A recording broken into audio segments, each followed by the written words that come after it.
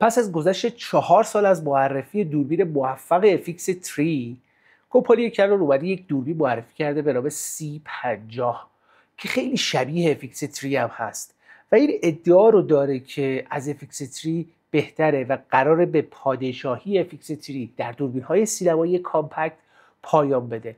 این ادعا رو یوتیوبرهای منتسب به کنون بیان کردن با واژه FX3 کیلر، یعنی قاتل FX3. حالا اینکه چقدر این ادعا درسته رو باید ببینیم و در انتهای این ویدیو با مشخصاتی که بیان میکنم خودتون میتونید تصمیم بگیرید که آیا پادشاه دوربین‌های کامپکت سینمایی از این به بعد دست کنونه یا همچنان دست سونی باقی میمونه. این یه دوربین سینماییه، پس انتظار عکاسی خیلی خوب نباید داشته باشیم ازش، مثل R5 مارک 2 کنون، اما عکس خوبم میگیریم. خب ما اینجا یک سنسور جدید 32 مگاپیکسلی داریم که همونجوری که مشخصه مقدار پیکسل لازم برای تصویر 8K رو نداره. ما توی R5 مارک 2 تصویر 8K میتونستیم ذخیره کنیم، ولی اینجا که من خیلی از R5 مارک 2 تعریف کردم و واقعا هم دوربین تعریفی هست و به نظرم بهترین دوربین کنونه، خیلی دوربین خوبیه.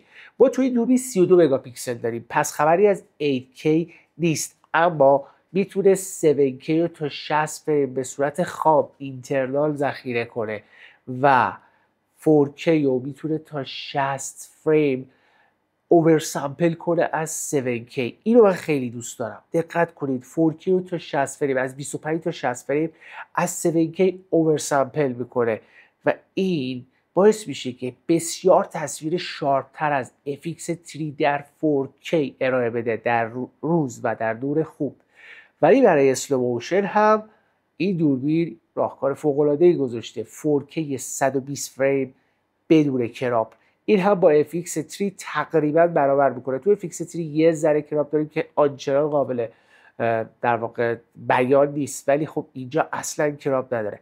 ولی برای در واقع 2K 180 فریمش یه کراپی میخوره. خب اینجا انواع فرمت های ضبط ویدیو رو میتونیم ببینیم. مثلا 12 بیت خام ببینید LT داره، SD داره و HQ که تو حالت HQش 2420 مگابیت پر سکند بیت ریتشه. اونورم داره به ما نشون میده که شما میتونید هم آل اینترا فیلم بگیرید هم لاگ جی او پی. حالا این دوتا چیه قبلا تو ویدیو هم گفتم. اگر از نسبت های ضبط تصویر بخوام براتون بگم، میتونه نسبت 16:9 یا همون UHD، 17:9 یا همون DCI و 3:2 یا همون اوپن گیت ذخیره کنه.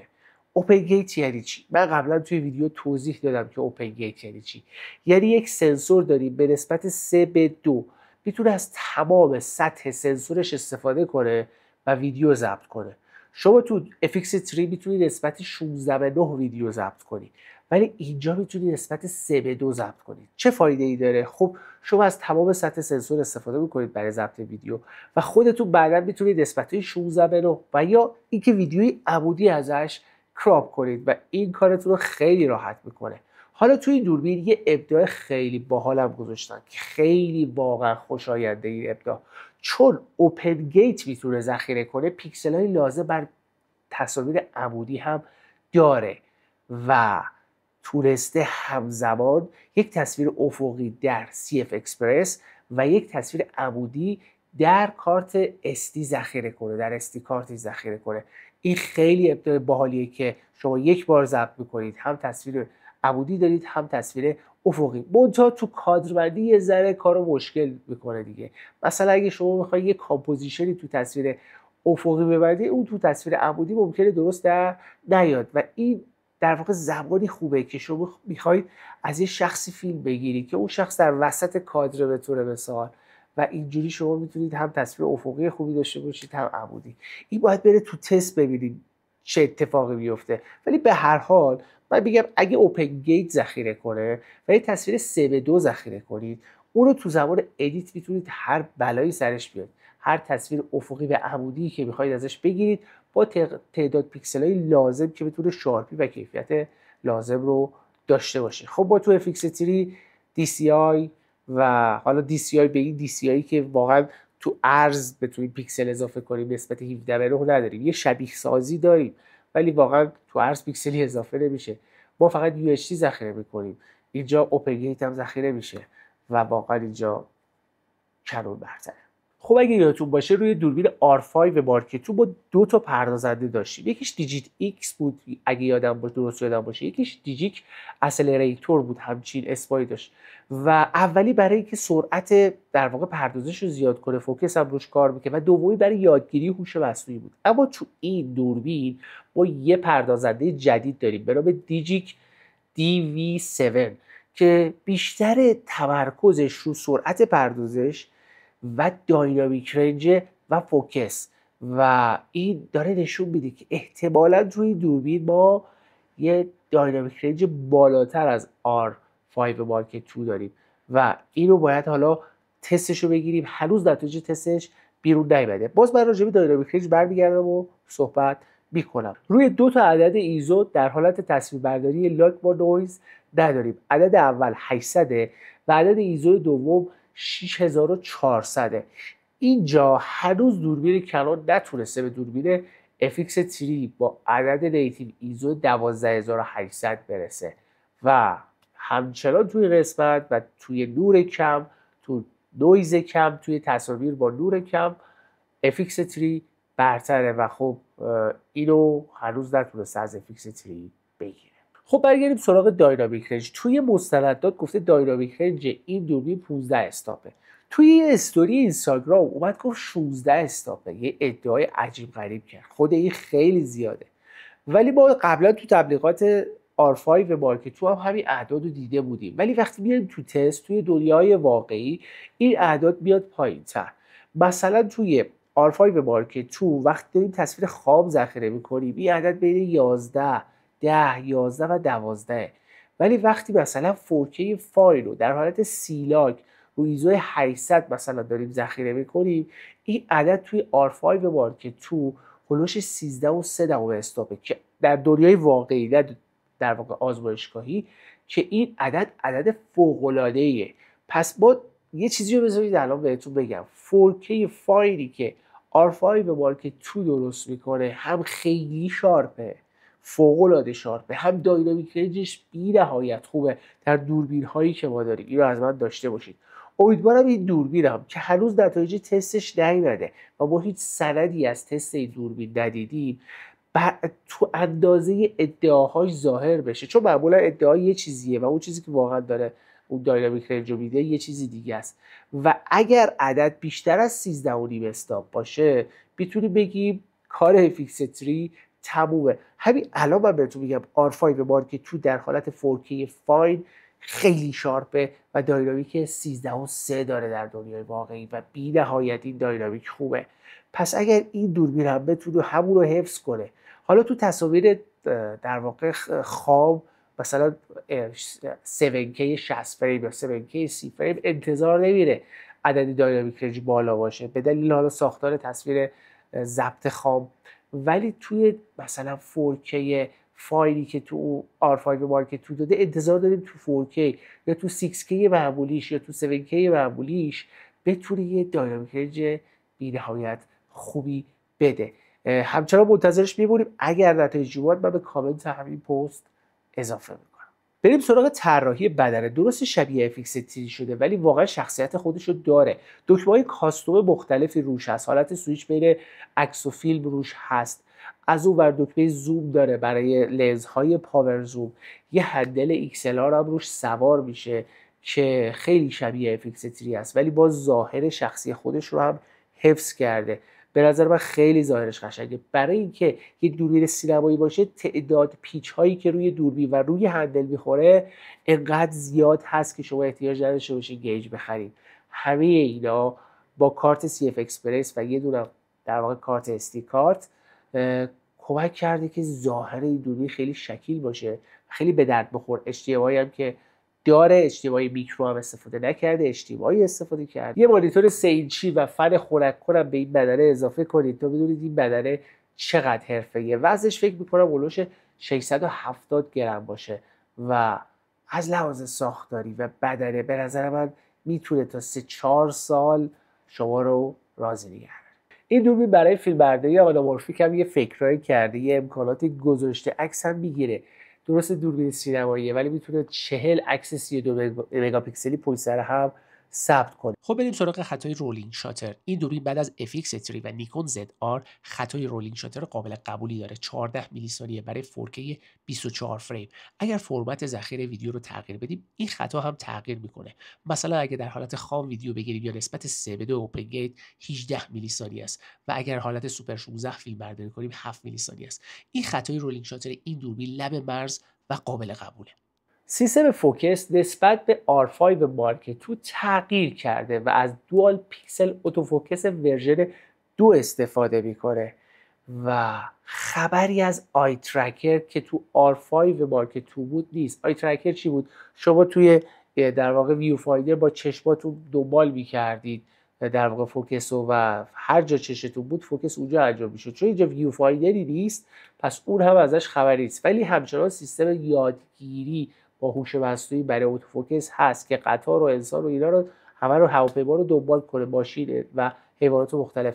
و خب این اتوفوکس هم باید بیاد تست کنار FX3 قرار بگیره، ببینیم چقدر از FX3 فاصله داره. من هنوز معتقدم توی اتوفوکس و تعقیب سوژه کمپانی سونی خیلی از بقیه کمپانی‌ها جلوتره. حالا می‌خوایم این رو کنار FX3 قرار بدیم تست کنیم. هنوز هم نتیجه تست این نیومده بیرون و میتونم بعدا بهتون بگم. خیلی کار جالبی هم که روی بریتینگ کامپنسیشن کرده تو لنزهای جدیدش تو این دوربین قابل مشاهده است که اون بریتینگ در واقع خطای بریتینگ جلوش گرفته میشه که تو تغییر نقطه فوکس یه زوم این و زوم آوت نشه. این دوربین قراره با قیمت $3900 عرضه بشه، یعنی کمتر از FX3. حالا 100 یا $200 کمتر از FX3 اما به هر حال کمتره.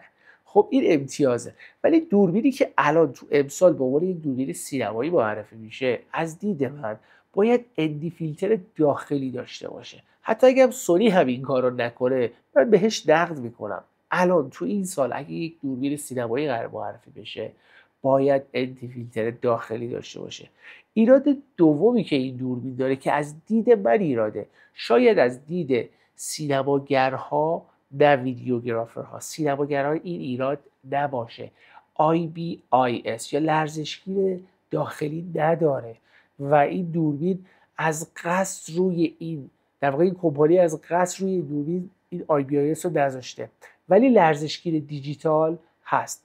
خب بین این که آقا این لرزشگیر در واقع IBIS باشه یا لرزشگیر دیجیتال باید استفاده کنیم یا باید گیمبال استفاده کنیم همیشه سوال بوده.